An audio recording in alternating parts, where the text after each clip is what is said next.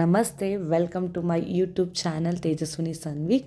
So ತುಂಬ ಖುಷಿಯಾಗಿದ್ದೀನಿ, ತುಂಬ ಎಕ್ಸೈಟ್ಮೆಂಟಲ್ಲಿದ್ದೀನಿ. ಯಾಕಂದರೆ ಇವತ್ತು ನಾನು ನನ್ನ ಮೊದಲನೇ ವಿಡಿಯೋದಲ್ಲಿ ನಿಮ್ಮ ಜೊತೆ ಮಾತಾಡ್ತಾ ಇದ್ದೀನಿ.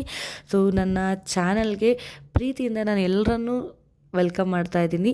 ಸೊ ನನ್ನ ಚಾನಲಲ್ಲಿ ನಿಮಗೆ ಎಲ್ಲ ಥರದ ಇನ್ಫಾರ್ಮೇಷನ್, ನಿಮಗೆ ಉಪಯೋಗ ಆಗುವಂಥ ಇನ್ಫಾರ್ಮೇಷನ್ನ ನಾನು ನನ್ನ ಡೈಲಿ ವಿಡಿಯೋದಲ್ಲಿ ಹಾಕ್ತಾ ಇರ್ತೀನಿ. So once again welcome to my channel. Please ಪೂರ್ತಿ ವಿಡಿಯೋನ ನೋಡಿ, ಎಲ್ಲೂ ಕೂಡ ಸ್ಕಿಪ್ ಮಾಡೋಕ್ಕೆ ಹೋಗಬೇಡಿ. ಇಷ್ಟ ಆದರೆ ಲೈಕ್ ಮಾಡಿ, ಸಬ್ಸ್ಕ್ರೈಬ್ ಮಾಡಿ ಪ್ಲೀಸ್. ಸೊ ಇವತ್ತು ನಾನು ನನ್ನ ಚಾನಲಲ್ಲಿ ಶೃಂಗೇರಿ ಬಗ್ಗೆ ತೋರಿಸ್ತಾ ಇದ್ದೀನಿ. ಎಸ್, ನಾನಿವತ್ತು ಜರ್ನಿ ಮಾಡ್ತಾ ಇರೋದು, ಟ್ರಾವೆಲ್ ಮಾಡ್ತಾ ಇರೋದು ತೀರ್ಥಹಳ್ಳಿಯಿಂದ ಶೃಂಗೇರಿಗೆ. ಸೊ ನಾನು ಮತ್ತು ನನ್ನ ಫ್ಯಾಮಿಲಿ ಮೆಂಬರ್ಸ್ ನಾವು ಶೃಂಗೇರಿಗೆ ಇವತ್ತು ಹೋಗ್ತಾ ಇದ್ದೀವಿ. ಆಲ್ಮೋಸ್ಟ್ 58 ಕಿಲೋಮೀಟರ್ಸ್ ನಿಮಗೆ ಜರ್ನಿ ಇರುತ್ತೆ. ಸೊ ನೀವು ಅಲ್ಲಿಗೆ ಹೋಗುವಾಗ ತುಂಬಾ ಎಂಜಾಯ್ ಮಾಡ್ತಿರೋ ಆನ್ ದ ವೇ. ಯಾಕಂತ ಹೇಳಿದ್ರೆ ಅಷ್ಟು ಗ್ರೀನರಿ ಇದೆ. ನಿಮಗೆ ಗೊತ್ತು, ಚಿಕ್ಕಮಂಗ್ಳೂರು ಡಿಸ್ಟ್ರಿಕ್ಟ್ ತೀರ್ಥಹಳ್ಳಿ ಅಂದರೆ ಮಲೆನಾಡ ಹೆಬ್ಬಾಗ್ಲು ಅಂತಲೇ ಹೇಳ್ತಾರೆ. ಅಷ್ಟು ವೆಸ್ಟರ್ನ್ ಘಾಟ್ಸ್ ಕವರ್ ಆಗಿದೆ. ತುಂಬ ಗ್ರೀನರಿ ಇರುತ್ತೆ. ಏನೇ ಟೆನ್ಷನ್ಸ್, ಏನೇ ಪ್ರೆಷರ್ಸ್ ಇದ್ದರೂ ಎಲ್ಲ ಕಳೆದೋಗ್ಬಿಡುತ್ತೆ. ಸೊ ಅಷ್ಟು ಚೆನ್ನಾಗಿತ್ತು ಆನ್ ದ ವೇ. ಸೊ ದಾರಿ ಕೂಡ ಎಂಜಾಯ್ ಮಾಡ್ಕೊಳ್ತಾ ಹೋದ್ವಿ. ಯಾಕಂದರೆ ನಾವು 2 ವೆಹಿಕಲ್ಸಲ್ಲಿ ಹೋಗಿದ್ವಿ ಫ್ಯಾಮಿಲಿಯವರು. ಸೊ ಫಸ್ಟು ನಾವೆಲ್ಲ ಹೋಗ್ಬಿಟ್ಟು ಒಂದು ಸ್ವಲ್ಪ ಇನ್ನೊಂದು ವೆಹಿಕಲ್ಗೆ ಕಾಯೋ ಗ್ಯಾಪಲ್ಲಿ ಒಂದು ಸ್ನ್ಯಾಕ್ಸು ಮತ್ತು ಟೀನ ಮುಗಿಸ್ಕೊಂಡು ನೆಕ್ಸ್ಟ್ ಕಾರ್ ಬರ್ತಿದ್ದಂಗೆ ಎಲ್ಲರೂ ಹೋಗಿ ಪಾರ್ಕಿಂಗಲ್ಲಿ ಗಾಡಿ ಹಾಕಿ ಸೊ ದೇವಸ್ಥಾನಕ್ಕೆ ಬಂದ್ವಿ. ಸೊ ನಿಮಗೆ ಗೊತ್ತಿರೋ ಹಾಗೆ ಶೃಂಗೇರಿ ಬಂದು ಶಂಕರಾಚಾರ್ಯರು ನಿರ್ಮಿಸಿದ್ದು ಶೃಂಗೇರಿ ಮಠ ಏನಿದೆಯಲ್ಲ, ಇದು ಬಂದು ಶಂಕರಾಚಾರ್ಯ ಅವರು 8ನೇ ಶತಮಾನದಲ್ಲಿ ಕಟ್ಟಿಸಿರುವಂಥದ್ದು. ಆ್ಯಕ್ಚುಲಿ ಹೇಳೋ ಪ್ರಕಾರ, ಇತಿಹಾಸದಲ್ಲಿ ಪ್ರಕಾರ ಹೋಗೋದಾದರೆ ಶಂಕರಾಚಾರ್ಯವರು ಪ್ರಮುಖವಾಗಿ 4 ಮಠನ ಸ್ಥಾಪಿಸ್ತಾರೆ 8ನೇ ಶತಮಾನದಲ್ಲಿ. ಅದರಲ್ಲಿ ಒಂದು ಬಂದು ಶೃಂಗೇರಿ ಶಾರದಾ ಮಠ. ಇನ್ನುಳಿದ 3 ಮಠ ಯಾವುದು ಕೇಳಿದ್ರೆ, ಒಂದು ದ್ವಾರಕೆಯಲ್ಲಿ, ಇನ್ನೊಂದು ಬದ್ರಿಯಲ್ಲಿ, ಇನ್ನೊಂದು ಪೂರಿಯಲ್ಲಿ ಇದೆ ಅಂತ ಹೇಳಲಾಗುತ್ತೆ. ಸೊ ನಮ್ಮ ಶಾರದಾ ಮಠ ಬಂದು ಸಂಪೂರ್ಣವಾಗಿ ತುಂಗಾ ರಿವರ್ ಬ್ಯಾಂಕ್ ಮೇಲೆ ಇದೆ, ಅಂದರೆ ತುಂಗಾ ನದಿ ದಡದಲ್ಲಿ ಇರುವಂಥದ್ದು.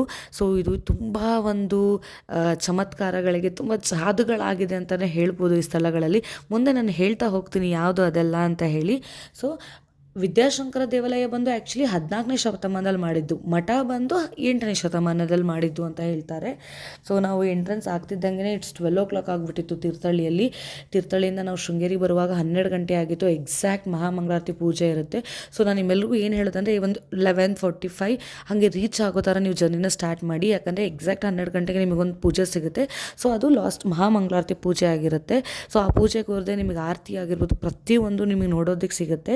ಸೊ ನೀವು ಏನಾದರೂ ಪೂಜೆ ಮಾಡಿಸ್ಬೇಕು ಅಂದ್ಕೊಂಡಿದ್ರೆ, ಕುಂಕುಮಾರ್ಚನೆ ಆಗಿರ್ಬೋದು, ಬೇರೆ ಏನಾದ್ರು ಇದ್ದರೆ ಅಲ್ಲಿ ನಿಮಗೆ ಕೌಂಟರ್ ಇರುತ್ತೆ, ಸೇವಾ ಕೌಂಟರು. ಅಲ್ಲಿ ಹೋಗ್ಬಿಟ್ಟು ಅದನ್ನು ಲೀಸ್ಟ್ ತೊಗೊಂಡು ನೀವು ಆರಾಮಾಗಿ ನೀವು ದೇವ್ರ ದರ್ಶನ ಮಾಡ್ಕೊಳ್ಬೋದು. ಸೊ ಒಳಗಡೆ ಹೋಗೋದಕ್ಕೆ ಮೊಬೈಲ್ ಅಲೋ ಇರಲಿಲ್ಲ. ಕ್ಯೂ ಅಲ್ಲಿ ನಿಂತು ಒಳಗೆ ಹೋದ್ವಿ. ಅಲ್ಲಿಂದ ಅದನ್ನೆಲ್ಲ ಮುಗಿಸ್ಕೊಂಡ ತಕ್ಷಣವೇ ಪಕ್ಕದಲ್ಲೇ ಶಂಕರಾಚಾರ್ಯ ಅವ್ರದ್ದು ಕೂಡ ಒಂದು ದೇವಸ್ಥಾನ ಇದೆ. ಅಲ್ಲಿ ಪಕ್ಕದಲ್ಲೇ ನಮಗೆ ತೋರಣ ಗಣಪತಿ ನೋಡೋಕ್ಕೆ ಸಿಗುತ್ತೆ, ಅಂದರೆ ಗಣಪತಿ ತೋರಣದಲ್ಲೇ ಇದೆ. ಸೊ ಅಲ್ಲಿಂದ ಸೀದಾ ಬಂದ್ವಿ ಅಂದರೆ, ನಾವು ಏನು ಸೇವಾ ಕೌಂಟರಲ್ಲಿ ನಾವು ಬರ್ತಿರ್ತೀವಲ್ಲ ಯಾವ ಪೂಜೆಗಂತ, ಸೊ ಅದಕ್ಕೆ ತಕ್ಕನಾಗಿ ನಮಗೆ ಇಲ್ಲಿ ಪ್ರಸಾದ ಕೂಡ ಕೊಡ್ತಾರೆ. ಸೊ ಆ ಪ್ರಸಾದ ತೊಗೊಂಡು ಸೀದಾ ನಾವು ಹೋಗಿದ್ದು ಕಥೆಗಳನ್ನೆಲ್ಲ ಕೂಡ ಇದ್ರ ಮೇಲೆ ಕೆತ್ತಿದ್ದಾರೆ. ಆ್ಯಕ್ಚುಲಿ ವಿದ್ಯಾಶಂಕರ ಬಂದುಬಿಟ್ಟು 14ನೇ ಶತಮಾನದ, ಅದು ಶಿವನ ದೇವಸ್ಥಾನ. ಇಲ್ಲಿ ಅಮ್ಮನವ್ರ ದೇವಸ್ಥಾನ ಆದರೆ ಅದು ಶಿವನ ದೇವಸ್ಥಾನ. ಸೊ ಅಲ್ಲಿ ಏನಂದರೆ 12 ರಾಶಿ ಕಂಬಗಳಿದ್ದಾವೆ. ನಮ್ಮ ರಾಶಿ ಏನಿದಾವಲ್ಲ ಅದನ್ನು ಸೂಚನೆ ಮಾಡೋ ಕಂಬಗಳಿದ್ದಾವೆ. ಸೊ ಅಲ್ಲಿ ಸೂರ್ಯ ಯಾವ ರಾಶಿ ಮೇಲೆ ಇರ್ತಾನೆ ಅನ್ನೋದನ್ನ ಆ ರೇಸ್ ಬೀಳೋದ್ರ ಮೂಲಕ ಕಂಡುಹಿಡಿತಾ ಇದ್ರು ಅನ್ನೋದು ಅಲ್ಲಿಯ ಒಂದು ಪ್ರಸಿದ್ಧಿ ಅದು.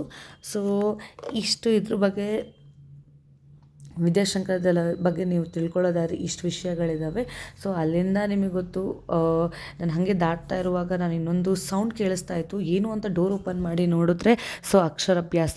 ನಿಮಗೆ ಗೊತ್ತು, ಶಾರದಾಂಬ ದೇವಾಲಯ ಬಂದು ಯಾವುದಕ್ಕೆ ಫೇಮಸ್ ಅಂದರೆ ಅಕ್ಷರಾಭ್ಯಾಸ.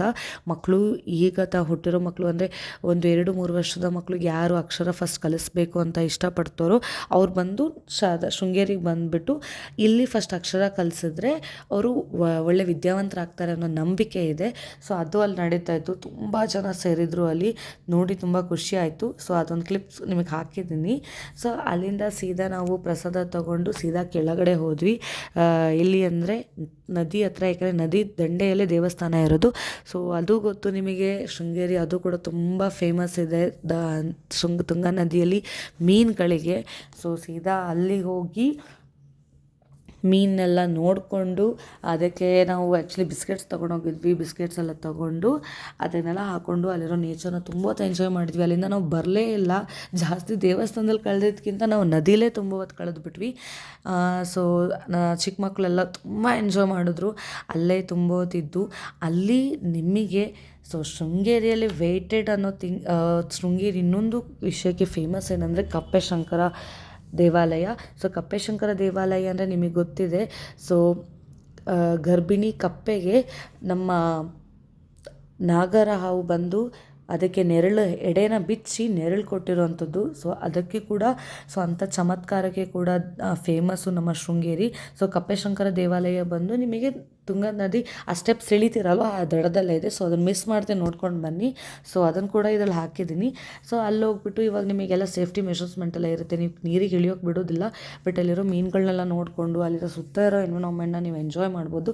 ಸೊ ಪ್ಲೀಸ್ ಅಲ್ಲಿ ಯಾವುದೋ ಪ್ಲಾಸ್ಟಿಕ್ ಮತ್ತು ಇದನ್ನೆಲ್ಲ ಹಾಕಿ ಪೊಲ್ಯೂಟ್ ಮಾಡೋಕ್ಕಂತೂ ಹೋಗಲೇಬೇಡಿ. ತುಂಬ ಹೊತ್ತು ಆ್ಯಕ್ಚುಲಿ ಅಲ್ಲೇ ಎಂಜಾಯ್ ಮಾಡಿದ್ವಿ. ಸೊ ಅಲ್ಲಿಂದ ಮುಗಿಸ್ಕೊಂಡು ನಾವು ಸೀದಾ ಮೇಲೆ ಬಂದ್ವಿ. ಬಂದು ಆ್ಯಕ್ಚುಲಿ ಮಠಕ್ಕೆ ಹೋಗೋಣ ಅಂತ ಅಂದ್ಕೊಂಡ್ವಿ. ಮಠ ಸೇತುವೆ ದಾಟಬೇಕು. ಸೇತುವೆ ದಾಟಿ ಹೋದರೆ ಅಲ್ಲಿ ಮಠ ಸಿಗುತ್ತೆ. ಬಟ್ ನಮ್ಮ ಬ್ಯಾಡ್ ಲಕ್ ಅನಿಸುತ್ತೆ, ಆಲ್ರೆಡಿ ಟೈಮಿಂಗ್ಸ್ ಕ್ಲೋಸ್ ಆಗಿಬಿಟ್ಟಿತ್ತು. ಸೊ ಆನೆಗಳು ಎಲ್ಲ ಹೊರಟೋಗ್ಬಿಟ್ಟಿದ್ವು. ಮಠದಲ್ಲಿ ಕ್ಲೋಸ್ ಆಗಿಬಿಟ್ಟಿತ್ತು. ಸೊ ಸ್ವಲ್ಪ ವೆಯ್ಟ್ ಮಾಡಬೇಕು 2 o'clockವರೆಗೂ ಅಂತ ಹೇಳಿದ್ರು. ಆದರೆ ನಮಗೆ ಹೊರನಾಡು ಹೋಗಿದ್ದರಿಂದ ನಾವು ಮುಂದೆ ಹೋಗಲಿಲ್ಲ. ಸೊ ಬೇಡ ಅಂತ ಹೇಳಿಬಿಟ್ಟು ವಾಪಸ್ ಬಂದುಬಿಟ್ವಿ. ಸೊ ಅಲ್ಲಿಂದ ಸೀದಾ ಬರ್ತಾ ನೀವೇನಾದರೂ ಶೃಂಗೇರಿ ಬಗ್ಗೆ ಆಗಿರ್ಬೋದು ಫೋಟೋಸ್ ಬೇಕು ಅಥವಾ ಅಲ್ಲಿರೋ ಬುಕ್ಸ್ ಬೇಕು, ಶಂಖ ಅಥವಾ ಏನೇ ಆಗಿದ್ರೂ ಕೂಡ ದೇವಸ್ಥಾನದ ಒಳಗಡೆ ನಿಮಗೆ ಎಲ್ಲ ವ್ಯವಸ್ಥೆ ಇದೆ. ನಿಮಗೆ ಏನು ಬೇಕಾದ್ರೂ ಪರ್ಚೇಸ್ ಮಾಡ್ಬೋದು. ಆ್ಯಂಡ್ ಫೈನಲಿ ಮಠ ಅಂತ ಹೇಳಿದ್ರೆ ನಿಮಗೆ ಗೊತ್ತು, ಅದು ಫೇಮಸ್ ಫಾರ್ ಊಟ. ಸೊ ಅಲ್ಲಿಂದ ಊಟಕ್ಕೆ ಟೈಮ್ ಆಗಿತ್ತು. ಸೊ ಎಲ್ಲರೂ ಕೂಡ ಊಟಕ್ಕೆ ಹೋದ್ವಿ. ಒಳ್ಳೆ ಅಮ್ಮನವ್ರ ಪ್ರಸಾದ ಊಟ ಮಾಡಿದ್ವಿ, ಪಾಯಸ, ಅನ್ನ, ಸಾಂಬಾರು. ಸೊ ಊಟ ಮಾಡಿಕೊಂಡು ಸೊ ನಮ್ಮ ನೆಕ್ಸ್ಟ್ ಜರ್ನಿ ನಾವು ಸ್ಟಾರ್ಟ್ ಮಾಡಿದ್ದು ಬಂದು ಹೊರನಾಡಿಗೆ. ಸೊ ಹೊರನಾಡಲ್ಲಿ ಏನೇನಾಯಿತು, ಅಲ್ಲಿ ಏನೇನೆಲ್ಲ ಪೂಜೆಗಳಿದೆ ಅದ್ರ ಬಗ್ಗೆ ಎಲ್ಲ ತಿಳ್ಕೊಳ್ಳೋಣ. ನಾವು ನೆಕ್ಸ್ಟ್ ಲಾಗಲ್ಲಿ ನಿಮಗೆ ಅದ್ರ ಬಗ್ಗೆ ತಿಳಿಸ್ಕೊಡ್ತೀನಿ. ಬಟ್ ಸ್ಟಿಲ್ ನೀವು ಶೃಂಗೇರಿಗೆ ಬರಬೇಕಾದ್ರೆ ಎಲ್ಲ ಟೈಮು ಒಳ್ಳೆಯದಿದೆ. ಯಾವ ಟೈಮಲ್ಲಿ ಬರಬೇಕು ಅಂತ ಏನು ಕೇಳೋದು ಬೇಡ. ನಿಮಗೆ ಯಾವಾಗ ಮನಸ್ಸಿಗಾಗುತ್ತೆ, ದೇವ್ರು ನಿಮಗೆ ಯಾವಾಗ ಅವಕಾಶ ಕಲ್ಪಿಸ್ಕೊಡ್ತಾನೆ ಆವಾಗ ಬಂದುಬಿಡಿ. ಇನ್ನೊಂದೇನೆಂದರೆ ನನಗೆ ತುಂಬ ಇಷ್ಟವಾಗಿದ್ದು ಶೃಂಗೇರಿಲಿ ಏನು ಅಂತ ಕೇಳೋದಾದರೆ ನವರಾತ್ರಿ ಅಂದರೆ ದಸರಾ ಟೈಮಲ್ಲಿ ತುಂಬ ಗ್ರ್ಯಾಂಡಾಗಿರುತ್ತೆ. ಆ್ಯಕ್ಚುಲಿ ಮಠದಲ್ಲಿ ಪೂಜೆ 9 ದಿನವೂ ನೀವು ಶೃಂಗೇರಿಯಲ್ಲಿ ಪೂಜೆ ತುಂಬ ಚೆನ್ನಾಗಿ ಮಾಡ್ತಾರೆ. ಒಂದೊಂದು ದಿನವೂ ಒಂದೊಂದು ಅಲಂಕಾರದಲ್ಲಿ ಅಮ್ಮನವ್ರನ್ನ ಪೂಜೆ ಮಾಡಿ ರಥ ಕೂಡ ಇರುತ್ತೆ. ಜೊತೆಗೆ ಲಾಸ್ಟು ನಮ್ಮ ಗುರುಗಳಿದ್ದಾರೆ, ಅವ್ರನ್ನೆಲ್ಲ ಕರ್ಕೊಂಬಂದು ನಿಮಗೆ ಪೂಜೆಗಳೆಲ್ಲ ಮಾಡ್ತಾರೆ. ಸೊ ಅದನ್ನು ಮಿಸ್ ಮಾಡ್ಕೊಬೇಡಿ. ಬರೋದಾದರೆ ದಸರಾ ಟೈಮಲ್ಲಿ ಬನ್ನಿ ಅಂತ ಬೇಕಾದ್ರೆ ನಾನು ನಿಮಗೆ ಹೇಳ್ಬೋದು. ಸೊ ಅಲ್ಲಿಂದ ಬರ್ತಾ ನೀವು ಏನಾದರೂ ಇಲ್ಲ ಶೃಂಗೇರಿ ಅಕ್ಕಪಕ್ಕದಲ್ಲಿ ಏನಾದರೂ ಟ್ರಿಪ್ ಹೋಗ್ಬೇಕಂತಿದ್ದೀರಾ ಅಂದರೆ ಸೊ ನಿಮಗಲ್ಲಿ ಋಷಿಶೃಂಗೇಶ್ವರ ದೇವಸ್ಥಾನ ಕೂಡ ಇದೆ. ಸೊ ಅಲ್ಲಿ ದೇವಸ್ಥಾನ ಏನಿದೆಯಲ್ಲ ಅದು ನಾವು ಮಳೆ ಬಂದಿಲ್ಲ ಅಂತ ಕೇಳ್ಕೊಂಡ್ರೆ ಅಲ್ಲಿ ಹೋಗಿ ನಾವು ಪ್ರಾರ್ಥನೆ ಮಾಡಿದ್ರೆ ಮಳೆ ಬರುತ್ತೆ ಅನ್ನೋ ನಂಬಿಕೆ ಕೂಡ ಇದೆ. ಸೊ ಅಲ್ಲೇ ಹೋದರೆ ನಿಮಗೆ ಫಾಲ್ಸ್ ಕೂಡ ಸಿಗುತ್ತೆ. ಸೊ ಕಿಗ್ಗಾ ಫಾಲ್ಸ್ ಅಂತ ಹೇಳಿ ಆ ಫಾಲ್ಸ್ನ ನೋಡಿಕೊಂಡು ಎಂಜಾಯ್ ಮಾಡ್ಕೊಂಡು ಬರ್ಬೋದು.